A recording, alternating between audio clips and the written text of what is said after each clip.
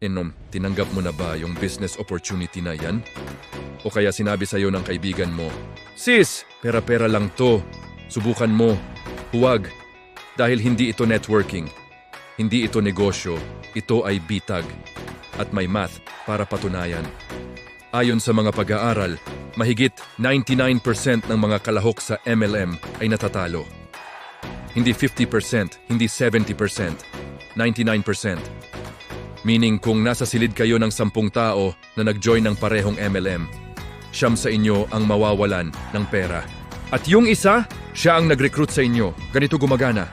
Magbabayad ka para pumasok. Bibilin mo ang sobrang mahal na produkto. Magre-rekluta ka ng kaibigan.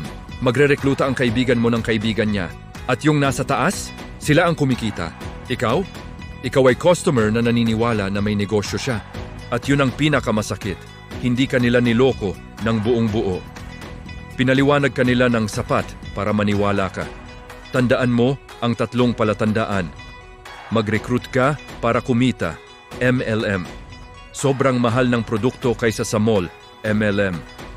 Ipinapakita nila ang lifestyle bago ang profit and loss statement, MLM.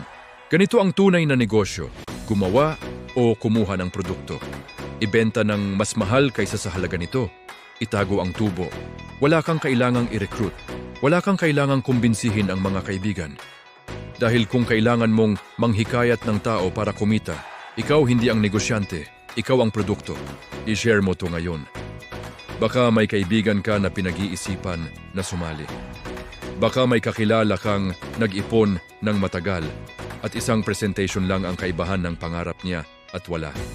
At mag-subscribe ka na para sa bawat financial truth na hindi sinasabi sa'yo ng mga upline.